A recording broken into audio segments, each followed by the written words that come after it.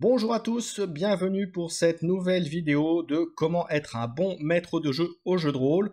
Après vous avoir fait une première vidéo, introduction vous expliquant le pourquoi du comment, pourquoi je faisais ce type de vidéo et de contenu, eh bien il est temps d'attaquer dans le vif du sujet comme on dit, et on va commencer par tout ce qui est préparation à une session de jeu de rôle, à savoir avec les trois éléments principaux on va dire pour faire ça correctement, à savoir d'abord les joueurs, ceux qui vont vous accompagner lors de votre partie.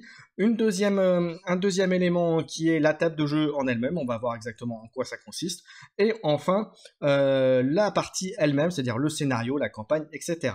Alors pour commencer, les joueurs. Alors pour les joueurs, il ne faut pas hésiter à choisir ces joueurs, peut-être dans la préparation ou lorsque vous faites les personnages, jauger un peu vos joueurs, savoir un petit peu, voir si le courant va bien passer, et si c'est pas le cas, et ben, ne pas hésiter à dire à un joueur que ça ne le fera pas. Il faut pas avoir peur de le dire, parce que sinon ça va remettre en cause toute votre partie, ça peut mettre une mauvaise ambiance, ça peut être une friction avec d'autres joueurs, enfin voilà, donc ne pas hésiter à dire non à un joueur si c'était le cas, choisir vos joueurs, voir avec les gens lesquels vous vous entendez le mieux, avec lequel, donc comme encore une fois, le courant va bien passer, avec lequel vous allez pouvoir discuter, allez pouvoir échanger, que ce soit même dans la partie ou même après, ou entre les sessions. Donc voilà, il ne faut pas hésiter à choisir ses joueurs, à recadrer ses joueurs aussi, mais ça on en reparlera dans une future vidéo. Mais voilà, mais il faut pas, pareil, si jamais vous voyez que sur une partie,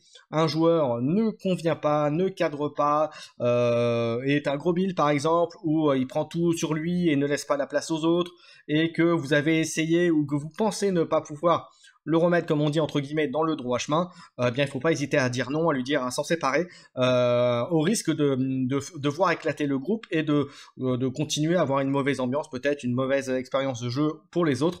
Donc voilà, donc il ne faut pas hésiter, donc bien choisir ses joueurs, dans la mesure du possible bien entendu, et donc vraiment constituer le groupe dont vous avez envie et avec lequel vous avez envie de jouer, de continuer, puisque comme je le disais aussi dans la première vidéo, il ne faut pas oublier qu'avant tout, il faut s'amuser, prendre plaisir à jouer et non pas être, voilà, pas s'ennuyer, ne pas être en conflit en permanence avec un ou deux joueurs ou aucun, ben voilà. Mais donc voilà, donc vraiment faire attention aux joueurs, bien choisir ses joueurs et puis surtout, comme je disais, savoir dire non à un joueur si jamais vous constatez ou en amont et puis peut-être après qu'un joueur ne convient pas au groupe pour toutes les raisons que j'ai évoquées.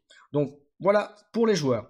Ensuite, la table de jeu. La table de jeu, c'est quand vous êtes sur table, hein, on part du principe qu'on est les bons bien maîtres de jeu avec autour de la table, donc avoir un bon écran, avoir des dés, avoir ses livres de règles, ne pas hésiter à prendre des notes, avoir bien prendre des notes tout au long de la partie.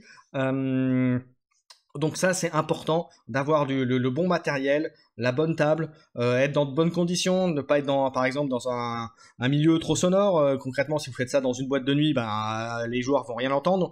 Voilà, vous pouvez mettre de la musique bien entendu en bruit de fond, mais il faut pas que ça soit trop fort non plus. Donc tout ça, ça se prépare. Donc ça, voilà, c'est vraiment le matériel, c'est l'ambiance, c'est voilà tout ce qui est matériel pour votre partie. Il faut savoir le préparer en amont et pas le préparer aux dernières minutes. Je prends juste mon écran, je prends mon livre de règles, les règles, et puis hop, c'est parti. Non, ça se passe pas comme ça. Il faut quand même avoir un minimum de préparation. Donc ça, c'était pour la partie matériel, préparation de la table de jeu, si on peut dire ça comme ça.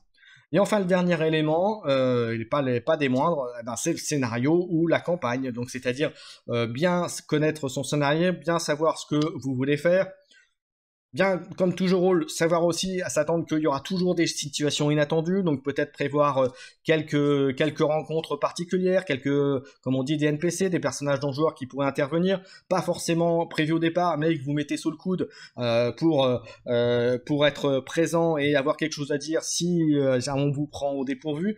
Voilà, donc surtout il faut pas se sentir piégé, donc bien préparer, bien connaître, et puis bien connaître aussi son scénario ou sa campagne.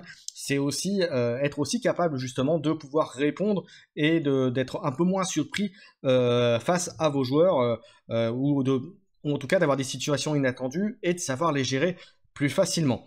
Donc voilà, et puis surtout aussi savoir où vous voulez, puisque à partir du moment où vous avez bien ficelé votre scénario, votre campagne, vous savez exactement où emmener vos joueurs. Donc même si c'est pas forcément le chemin A vers B, et bien peut-être que ce sera A vers C pour aller à B après derrière. Voilà, donc après c'est vraiment tout ça, donc bien préparer son scénario. Voilà, j'en ai terminé pour cette deuxième vidéo de comment être un bon maître de jeu au jeu de rôle partie préparation. J'espère que cette vidéo vous a plu. N'hésitez pas à commenter, à liker, à vous abonner à la chaîne et puis à me retrouver aussi sur Twitch, sur Keycord Live où je fais des lives réguliers. Voilà, merci à tous et on se retrouve très bientôt pour la partie 3.